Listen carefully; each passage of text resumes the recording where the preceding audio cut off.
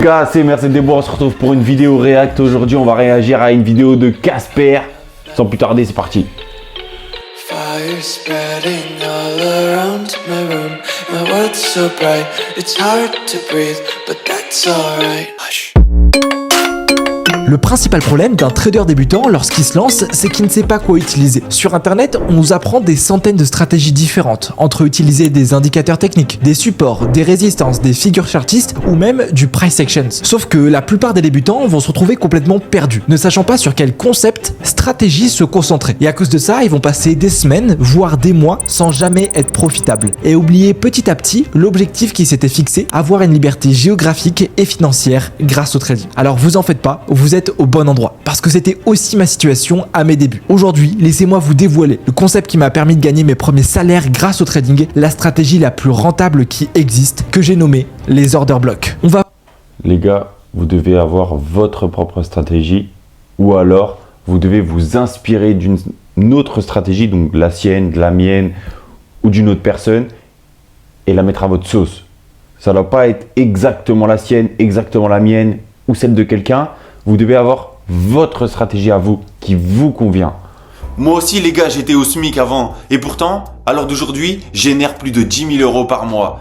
Et ça, grâce au trading de crypto-monnaie. Si toi aussi derrière cet écran, tu veux pouvoir être libre géographiquement et financièrement, alors je t'invite à rejoindre ma formation, à cliquer sur le lien en bio et je vais t'expliquer dans une formation complète comment trader, comment éviter les pertes, avoir une stratégie rentable sur du long terme. Alors n'hésite pas et rejoins-nous. Voir exactement qu'est-ce que c'est. Pourquoi c'est un concept qui est extrêmement puissant. Comment correctement les identifier. Et je vous donnerai même à la fin une stratégie secrète où je vous explique exactement comment je trade avec, comment je rentre dessus, où est-ce que je place mon take profit et mon stop loss. Pour que après que vous ayez fini l'entièreté de cette vidéo, vous puissiez prendre vos premiers trades gagnants, peu importe votre niveau de départ. Order block. C'est sûr que le mot peut faire peur au premier abord, ça s'appelle aussi une supply ou une demand, mais en réalité c'est hyper simple. C'est tout simplement l'origine d'un violent mouvement haussier comme baissier. Ça peut se passer de ces deux façons. Premier schéma de gauche pour un marché haussier, premier schéma de droite pour un marché baissier. À gauche, vous avez vu, on a d'abord le prix qui a accumulé, ok, qui a fait du surplace. Il a rangé avant d'exploser à la hausse. Et bien dessous, à l'origine de ce mouvement, c'est un order block. Juste à droite, c'est pareil, le marché a d'abord rangé avant de complètement se crash. C'est aussi un order block. Order block, c'est pareil que range. Dès qu'il va y avoir un range, il va forcément y avoir un mouvement haussier ou baissier en dépend de ce qui s'est passé avant ce range. S'il y avait une hausse avant ce range, on peut se dire qu'il y a peut-être moyen qu'il va y avoir un petit retournement possible ou alors que ça va continuer à monter tout simplement. Ça dépend, il faut analyser et là pour le coup, il n'y a que tes indicateurs techniques qui peuvent te dire si le mouvement va rester haussier ou alors il va y avoir un retournement de marché. Un OB, c'est tout simplement l'origine d'un violent mouvement sur le marché. Et quand je dis violent mouvement, il faut vraiment qu'on voit que le prix est fortement décalé. Donc juste ici, c'est un order block bullish. On va s'attendre à ce que quand le prix revienne dessus, on ait une réaction haussière, que ça fasse office de support, un peu comme un trampoline, c'est-à-dire que le prix rebondisse dessus. Et ici, j'ai un order block bearish, donc qui va pas faire office de support sur le marché, mais qui va faire office de résistance. On va s'attendre à ce que ça fasse comme un toit et que le prix ne vienne jamais casser ce niveau. Et ça se passe sans arrêt sur le marché. En fait, même si vous dézoomez vos graphiques, les actifs que vous tradez ressemblent à ça. Vous avez deux phases. Les premières phases, les phases sur lesquelles le prix fait du surplace, donc est en train de ranger, que j'ai mis ici en jaune, et ensuite les phases sur lesquelles le prix bouge violemment. En fait, ça s'explique tout simplement parce que dans les accumulations, c'est ici que les géants des marchés vont commencer à injecter leurs positions. Une fois que les positions sont injectées, le prix bouge violemment. Et peut-être que vous l'avez jamais remarqué, mais si vous décidez de tirer ces accumulations sur le prix, à chaque fois, le prix va corriger dessus. En réalité, les order blocks sont les vrais supports et résistances du marché. Sur Internet, vous trouverez plein de vidéos qui vous l'expliquent différemment, qui vous disent qu'il faut aller chercher dans le carnet d'ordre, qu'il faut regarder à l'intérieur d'une bougie. Leurs méthodes sont beaucoup trop compliquées, ne fonctionnent pas tout le temps. Ce que je viens de vous expliquer, c'est le moyen le plus simple de les identifier. Pourquoi c'est... En fait, c'est ça, il faut d'abord bien identifier ces order blocks, donc ces moments où ça range. Comme ça, tu vas pouvoir définir ton support et tes résistances pour pouvoir aller t'insérer dans le meilleur endroit pour pouvoir prendre un maximum de bénéfices. Et limiter surtout tes pertes en cas de retournement ou en cas de mauvaise analyse. Mais c'est sûr que se placer dans ce moment où ça range, bah, c'est plus facile. Ces zones sont extrêmement puissantes parce que en fait ce sont les zones sur lesquelles les banques et les fonds d'investissement vont commencer à ouvrir leur première position. Et c'est pour ça en fait qu'on voit le prix exploser juste après. Le prix explose pas parce que c'est Jean-Michel qui est rentré en achat avec 1000 € sur son compte de trading. Non, il explose parce que c'est Goldman Sachs, parce que c'est BlackRock, parce que c'est Vanguard qui sont en train d'ouvrir leur position sur le marché. Et c'est pour ça que lorsque le prix va revenir dessus, ils vont venir protéger leur ordre, réouvrir des trades. C'est ce qui explique pourquoi ces niveaux vont réagir quasiment tout le temps. C'est sûr que beaucoup de formateurs ne vous apprennent pas ça. Il y a quasiment personne qui parle de ce concept sur internet. Même je me souviens que moi à mes débuts, lorsque j'avais appris le trading, on me disait qu'il fallait utiliser des moyennes mobiles. Quand deux moyennes mobiles se croisaient, il fallait que je trouve un achat. Quand je voyais un triangle, Franchement, moi, j'aime pas trop moyenne mobile. Je suis pas trop fan de ça. Je trade souvent avec ce qu'il explique. C'est vrai que c'est pas mal.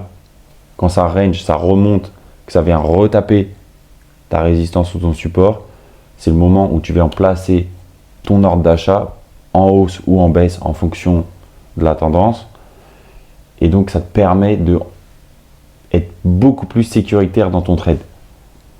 isocèle, je devais vendre. Est-ce que vous croyez vraiment que les banques utilisent ça? Est-ce que vous croyez vraiment que des fonds d'investissement qui tradent des millions de dollars chaque jour attendent des croisements de moyenne mobile pour pouvoir rentrer sur un trade? Vous rigolez peut-être, mais c'est pour ça que beaucoup de traders vont se retrouver à perdre de l'argent lorsqu'ils vont se lancer en trading. De manière générale, si vous voulez réussir dans n'importe quel domaine, vous devez suivre ceux qui ont déjà réussi. Si tu veux devenir le meilleur joueur de foot, est-ce que tu vas aller t'entraîner au FC Guingamp? Évidemment que non. Si tu peux, tu vas aller t'entraîner avec les meilleures équipes, comme aller au PSG, à Monaco ou à Manchester, parce que tu sais qu'en étant avec les meilleurs, tu seras le meilleur. En trading, si tu veux gagner de l'argent, est-ce que tu vas trader comme ce que t'apprennent les youtubeurs qui disent qu'il faut attendre un croisement de deux moyennes mobiles et qui n'ont jamais gagné plus de 100 € sur un seul trade? Ou est-ce que tu veux trader comme les plus grosses banques qui affichent des track records positifs depuis des 10? Et les gars, quand vous tradez, il faut tout le temps que vous vous mettiez à la place des grosses institutions, c'est ceux qui ont beaucoup d'argent, parce que ce soit moi ou même Casper ou même d'autres personnes qui tradent, ils auront pas assez, on n'a pas assez de capitaux pour faire bouger le marché. C'est pas nous à notre petite échelle, on va faire bouger le marché. C'est eux. Et donc faut se mettre à leur place et faut se dire, ok, c'est quand que pour eux c'est le meilleur moment d'acheter. Et le meilleur moment d'acheter pour eux, c'est quand ça range, parce que quand ça range, accumulation, c'est le moment où le prix il va pouvoir s'envoler, prendre des bénéfices, et c'est eux qui vont faire redescendre le marché pour pouvoir racheter ensuite. C'est pas nous. Nous, on va vendre, mais ça va rien changer pour eux finalement.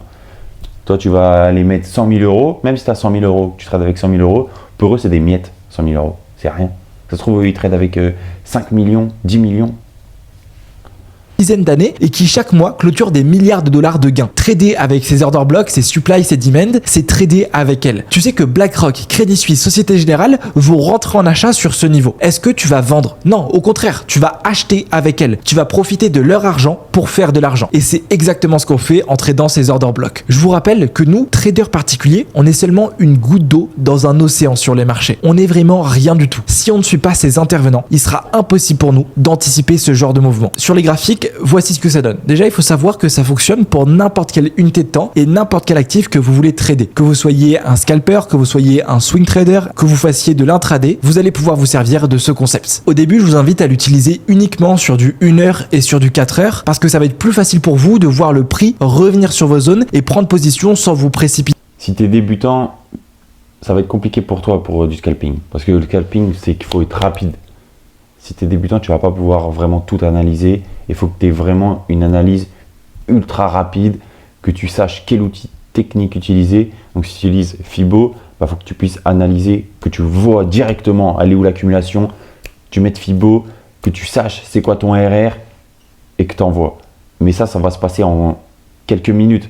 Si déjà tu prends 10 minutes, tu vas peut-être te placer au mauvais moment, ça aura peut-être déjà monté et la régule elle va se faire. Maintenant, moi, avec l'expérience, je préfère m'en servir sur du 5 minutes, du 15 minutes et du 30 minutes. Ça va nous permettre d'avoir des positions qui vont être ultra précises et qui vont être clôturées en à peu près 1 heure. Le premier moyen d'identifier cet order block, c'est trouver une accumulation sur le marché suivie d'un violent mouvement. Donc c'est exactement ce qui s'est passé ici. Vous avez vu pendant ici quelques heures, le marché a fait du surplace avant de pousser à la hausse. Et lorsque je dis violent mouvement, voici ce qui doit se passer. Ici, on est haussier et ici, on est pour un cas de figure baissier. En fait, on doit vraiment voir que dans les bougies qui ont été créées, repéré, il y a eu beaucoup d'acheteurs ou beaucoup de vendeurs qui sont rentrés. On doit vraiment voir un momentum sur la bougie. Donc soit vous arrivez à le voir à l'œil nu qu'il y a eu un momentum, mais sinon il suffit de repérer une suite de 3 bougies et simplement vérifier que le haut de la première bougie ne touche pas le bas de la troisième bougie. Ça, c'est ce qu'on appelle de l'imbalance et ça montre tout simplement que dans cette bougie, il y a eu beaucoup d'acheteurs qui sont rentrés et ça va confirmer qu'un order block sera créé juste avant. Pour un marché baissier, c'est pareil, bas de la première bougie qui ne touche pas le haut de la troisième bougie. On voit vraiment que à l'intérieur de cette bougie, il y a eu beaucoup plus de vendeurs que d'acheteurs. Ça montre bien qu'on a eu un momentum. Ça, c'est la manière technique de le repérer, mais sinon ça se voit directement. On voit vraiment la différence entre ces deux exemples et par exemple un prix ici qui a fait du surplace où voilà, on voit que c'est un range. On revient sur notre exemple et vous avez vu, on a bien cette première bougie qui touche pas cette troisième bougie. On voit vraiment que là, sur ces deux bougies d'affilée, on a eu beaucoup d'acheteurs qui sont rentrés. C'est une confirmation. On peut donc venir identifier notre order block. Pour ça, il faut simplement prendre le haut de l'accumulation et tirer jusqu'au bas de l'accumulation. Moi, je prends le corps et la mèche. Une fois qu'on a fait ça, on a juste à tirer à droite notre order block et s'attendre à une réaction du prix. Vous avez vu, le marché a d'abord corrigé, fait des nouveaux plus hauts, puis ensuite est revenu dessus, a tapé une fois, deux fois, trois fois, quatre fois avant de repartir à la hausse. Et je pense que vous comprenez maintenant pourquoi je vous disais que les order blocks sont les vrais supports et résistances du marché. Le marché fait un nouveau plus haut et regardez ce qui se passe ici. De nouveau, on a une belle accumulation qui s'est créée. Alors une accumulation, c'est pas toujours quelque chose qui est horizontal. Ça, c'est uniquement dans les exemples. Des fois, vous allez avoir des accumulations qui vont être faites comme ceci, en forme un petit peu de diamant. Des fois, vous allez avoir des accumulations qui vont être un petit peu en diagonale, quelque chose comme ça. En fait, on veut simplement voir que le prix a fait du surplace avant d'exploser. Encore une fois, c'est le cas et en plus de ça, on nous crée de l'imbalance. On voit vraiment qu'il y a eu beaucoup d'acheteurs qui sont rentrés là. Donc, je peux de nouveau identifier ce niveau, bas de l'accumulation, haut de la... Et les gars, beaucoup trop de mes accompagnés font l'erreur là et que j'essaye de les corriger, c'est qu'il ne faut pas rentrer ici. Même si c'est tentant, parce que vous vous dites, voilà, ça commence à monter. Je me positionne ici. Donc tu vas prendre des gains, certes. Tu vas prendre des gains. Mais ça se trouve, ça va pas aller chercher ton TP, puis ça va corriger, et puis tu vas laisser ton trade, et au final, tu vas finir en perte. Ou alors, il faut que tu mettes un tout petit TP, mais ça vaut pas le coup. Vaut mieux se positionner ici. Là. Dans cette zone-là. Donc plus loin. Accumulation. Voyons voir ce que le marché a fait. On est en train de corriger doucement dessus. On vient à l'instant de mécher sur cet order block. Le prix est revenu dessus et clairement, on s'attend maintenant à une réaction haussière. Bingo, c'est exactement ce qui s'est passé. Je pense que vous commencez à comprendre la puissance de ces niveaux. Je vous montrerai ensuite comment moi j'en profite pour capitaliser dessus. Il y a un deuxième moyen d'identifier ces zones. C'est à peu près le même, mais il nous permet d'être un petit peu plus précis sur le marché. C'est pareil. Il faut identifier l'origine d'un fort mouvement et identifier la bougie inverse à ce mouvement. C'est-à-dire que si vous avez vu une accumulation, un prix qui a poussé à la hausse, alors il faut identifier la bougie inverse à cette hausse, donc la dernière bougie de vente avant que le marché ait grimpé. Sur un marché baissier, donc qui a accumulé puis ensuite qui a corrigé, il faut identifier la bougie inverse au mouvement, donc la dernière bougie haussière avant le crack. C'est ce qui s'est passé ici, on voit une belle accumulation qui a été faite. Le marché ensuite a violemment corrigé, donc vu qu'il a corrigé en bas, il faut repérer la dernière bougie haussière avant la chute, qui est donc celle-ci, et ça c'est aussi un order block. Le prix, lorsqu'il va revenir dessus, va corriger. Si je reviens sur les deux exemples que j'avais fait, marché haussier, dernière bougie baissière avant cette hausse, marché baissier, dernière bougie haussière avant cette hausse. C'est aussi facile que ça. Marché ici fait une nouvelle accumulation, puis corrige violemment. On a donc ici un nouveau bloc de contrat. On s'attend à ce que si le prix revient dessus, il corrige. Le marché revient dessus et vous devez sûrement vous demander comment en profiter, Casper, comment je vais pouvoir rentrer sur les trades. Déjà, il faut savoir que vous allez pouvoir prendre position sur 4 scénarios différents. Vous avez le scénario d'un order block haussier et vous avez le scénario d'un order block baissier. On va d'abord se concentrer sur le haussier. Donc vous allez voir d'abord un marché qui était baissier, puis ensuite qui a accumulé pendant quelques heures, quelques minutes, avant de faire un nouveau plus haut. L'origine de ce mouvement, c'est un order block. Si vous voyez ça, vous pouvez rentrer sur le trade. Ça, c'est un hobby qui a été créé sur un retournement. Vous avez l'hobby qui a été créé sur une continuation. Personnellement, c'est mon préféré. C'est-à-dire que le marché était déjà haussier, juste il a accumulé pendant quelques heures avant de continuer sa hausse. Ici, l'origine de ce mouvement, c'est un hobby. Scénario vendeur, situation de retournement, on a un marché qui passe de haussier à baissier. En haut de ce retournement, la plupart du temps, on va ranger, order block, où le marché était... C'est pour ça les gars, faut pas se placer ici, hein. Interdit. Faut se placer après, faut se placer, ça va remonter, il faut se placer là. Parce que sinon vous allez perdre. Parce que ça se trouve, vous allez... À force, peut-être que vous allez vous placer en hausse ici, là, et au final, boum, ça va descendre. Attendez que ça descende ou que ça monte. Placez-vous là, en fonction de ce qui s'est passé. Donc là, vous voyez bien que c'est descendu. Donc, vous allez trade à la baisse. Si ce serait monté, trade à la hausse.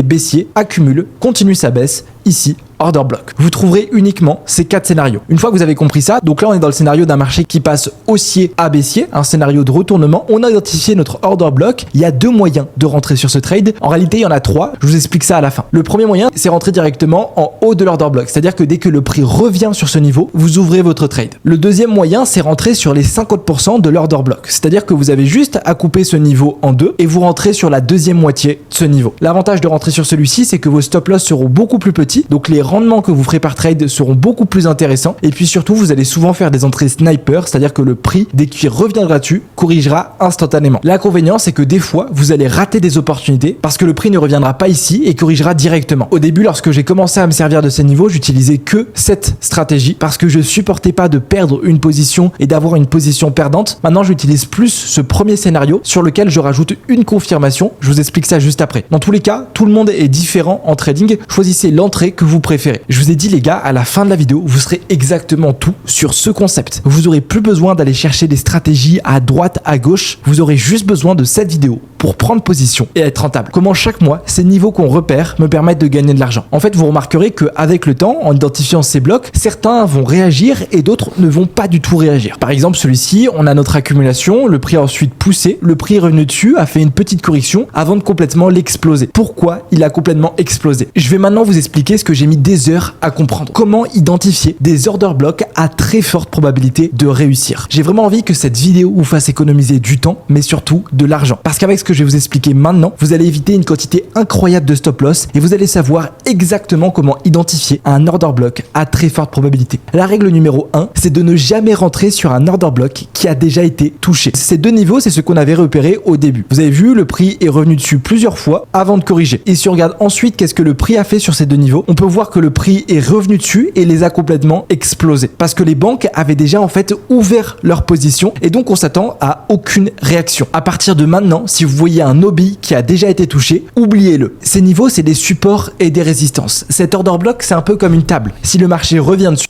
En fait, tu as plusieurs types de supports et de résistances. Tu as des supports et des résistances qui sont plus ou moins résistantes. Et, alors que là, par exemple, c'est pas une résistance, pour en parler dans le sens où qui va être dur à franchir. C'est plus un support pour pouvoir se positionner ou une résistance pour pouvoir se positionner. C'est pas une vraie résistance ultra dure à franchir, un cap. il va s'appuyer sur cette table pour aller faire des nouveaux plus hauts. Mais à force de revenir dessus, il va fragiliser de plus en plus la table jusqu'à la casser. Au bout d'une touche, oubliez ce bloc de contrat. Règle numéro 2, tradez uniquement avec les OBI qui sont sur votre tendance. Il y a 2 tendances, tendance haussière, tendance baissière. Tendance haussière, c'est tout simplement un marché qui fait des points hauts de plus en plus haut. Tendance baissière, un marché qui fait des points bas de plus en plus bas. C'est comme si on vous mettait dans une rivière avec énormément de courant. Vous, ce que vous voulez faire, c'est rejoindre le plus rapidement la rive. Si vous décidez de nager contre le courant, ça va vous demander beaucoup d'énergie, vous irez beaucoup moins vite et vous prendrez beaucoup plus de temps pour arriver à la rive d'en face. Par contre, si vous vous laissez emporter par le courant, que vous nagez avec ce courant, en mettant moins de force, vous allez aller beaucoup plus vite et vous serez moins fatigué pour atteindre la rive. Lorsque vous êtes sur le marché, c'est pareil. Sur un marché haussier, identifiez seulement les order blocks bullish pour prendre des achats. Sur un marché baissier, identifiez seulement des order blocks bearish pour prendre des ventes. Vous pouvez évidemment sur un marché haussier essayer de trouver des ventes avec un order block qui est baissier, juste les probabilités pour que votre trade passe sont beaucoup plus faibles. En tradant avec la tendance, le taux de succès de vos trades va exploser. De toute façon, les gars, il faut toujours trade avec la tendance. Il ne faut jamais trade et se dire il va y avoir un retournement, je trade contre tendance. J'essaye de voir ce qui va se passer, voir l'avenir. Non, tu n'es pas devin. La tendance, elle est haussière, tu trades à la hausse. La tendance, elle est baissière, tu trades à la baisse, tout simplement. Et c'est quelque chose que beaucoup de traders débutants négligent. La règle numéro 3, c'est qu'il faut entrer uniquement sur une réaction de marché. C'est-à-dire que vous ne rentrez pas en position tant que vous ne voyez pas qu'il y a des banques. Il y en a beaucoup qui ne savent pas se positionner, qui se placent comme ça et qui se disent ok, là, ils ont bien analysé le graphique, ils ont bien analysé leur tendance, si elle était haussière, baissière, mais au final, ils ne savent pas se positionner et donc commencent leur trade déjà en perte. Et ça peut créer, niveau émotion, ça va peut-être te faire décaler ton stop loss, ça va peut-être te faire sortir même, tu vas peut-être sortir du trade et te dire ah là là, je me suis mal positionné. Alors que ça se trouve, ton trade serait passé, c'est juste que tu t'es mal positionné t'es parti direct dans le négatif, mais après ce serait remonté en positif. Du coup, c'est ça. Se placer, c'est ultra important. Bien savoir se placer. Ou d'autres intervenants qui sont avec vous sur la même position, ça donne ça. Vous avez identifié votre biais avec les méthodes qu'on a apprises et ce que vous voulez voir, c'est qu'à l'intérieur de ce niveau, il y a une réaction du prix. Le marché va revenir dessus et ce qu'on veut simplement, c'est que sur des plus petites unités de temps, on passe d'un marché baissier à haussier. C'est-à-dire que vous avez vu ici, on avait un marché qui est monté avec des points hauts de plus en plus haut et puis le marché vient corriger violemment, clôturer sous un ancien plus bas. C'est ce qu'on appelle un changement de structure et ça montre bien qu'il y a des intervenants qui sont rentrés ici en vente. Ça, c'est pour un exemple baissier. Sur le cas de figure inverse, ça donne ça. Vous avez votre hobby, vous attendez que le prix revienne dessus et que les acheteurs reprennent la force, viennent clôturer sous un ancien plus bas et ici, vous pouvez rentrer sur le trade. Cette confirmation en plus va vraiment permettre de faire un filtrage de tous les order blocks. La règle numéro 4, c'est attendez qu'il y ait de la volatilité pour rentrer sur un trade. Ne prenez pas position sur des sessions avec peu de volatilité. Par exemple, la session asiatique. Privilégiez vos entrées en position sur la session européenne et de préférence la session américaine. Pour trouver ces sessions sur vos graphiques, c'est très simple. Vous pouvez venir ici dans Indicateurs et chercher l'indicateur qui s'appelle Sessions de Luxalgo. Vous cliquez dessus et automatiquement, vos différentes sessions s'afficheront. Comme je vous ai dit, vous tradez uniquement la session européenne, donc de Londres, et américaine de New York. C'est ici que les plus gros intervenants ouvrent leur position. Vous devez les suivre. Je suis sur le gold et sur les graphiques, ça donne ça. Donc vous avez vu, belle accumulation. Le prix a violemment poussé. Si vous regardez mon curseur, on est à 16 heures. Donc sur la session américaine, ça c'est évidemment notre order block. On voit qu'il n'a pas été refermé. On est bel et bien sur une tendance haussière. Donc on est en tendance. Je suis sur la session américaine. J'ai juste à attendre une réaction pour rentrer. Le prix revient sur mon niveau. Je vois une réaction du marché. Tous mes critères sont respectés. Je rentre en achat. Je mets mon stop loss sous l'order block, même quelques pips en dessous. Et je vais simplement aller target des nouveaux plus hauts. Minimum, aller chercher 2 de risque reward. C'est-à-dire que si sur ce trade, vous risquez 20 euros, vous devez minimum gagner 40 euros. C'est ce qu'on voit ici, ratio risque-récompense. Le prix pousse et boum, take profit explosé. On s'enflamme pas, on reste dans la méthode. Et qu'est-ce que je remarque ici? De nouveau, j'ai une petite accumulation. Cette accumulation, elle n'a pas été refermée et elle nous libère bien de l'imbalance. Je peux donc tracer ce niveau, le prix revient dessus, rentrer en position et aller chercher 2 de risque reward facilement. Vous remarquerez qu'on est aussi sur la session américaine, donc un critère de plus respecté. Ici, on accumule encore. Le marché a bien bougé, il libère de l'imbalance. De manière méthodique, je me prépare à rentrer en achat, stop loss dessous, et comme vous pouvez le voir, on se prend un stop loss. Et oui, des fois les gars, même si vous avez tous les critères sur votre order block, ça arrive qu'ils ne réagissent pas. Est-ce que c'est pour ça qu'il faut changer la stratégie? Non. Est-ce que si ce trade, on me le Dans les stratégies, vous ne pouvez pas tout le temps être gagnant. Vous devez apprendre à perdre. Mais si votre stratégie, elle est à plus de 75% de réussite, et que vous perdez 25% de vos trades, même 50% de réussite, et que vous avez un RR de 1 pour 2, bah vous serez en positif dans tous les cas. Donc, tu ne peux pas tout le temps gagner, il faut apprendre à perdre les gars. donne, je le reprendrai, évidemment que je le reprendrai. Sur internet, personne ne vous montre les pertes, alors que les pertes font partie d'une stratégie. Et c'est pour ça que c'est important d'avoir minimum 2 de risque reward, d'avoir tout le temps un bon money management, parce que ça n'existe pas, à part ce que vous font croire les vendeurs de rêves, des stratégies avec 100. Ça n'existe pas, comme il dit. Tu peux pas avoir 100% de réussite, c'est impossible. Ceux qui te disent ouais, je perds jamais, tout le temps je gagne, l'écoute pas déjà. 100% de réussite. Et comme vous le montre ce tableau, donc ici nous on est à 2 de risque reward, il suffit qu'on fasse passer 40% de nos trades pour pouvoir être profitable sur le marché. C'est des mathématiques. Et avec cette stratégie, comme vous le voyez, on est à beaucoup plus de 40%. La clé pour être rentable avec ce concept, c'est de s'entraîner à les trader, de correctement respecter les 4 critères que je vous ai appris et je vous assure que vous Et réussirez. voilà les gars, c'est la fin de cette vidéo. N'hésite pas à me dire en commentaire si toi aussi tu as une stratégie de trading, de nous expliquer quelle est ta stratégie. Si tu as aimé cette vidéo, like, partage, abonne-toi et nous on se revoit dans une prochaine vidéo. Allez, bye!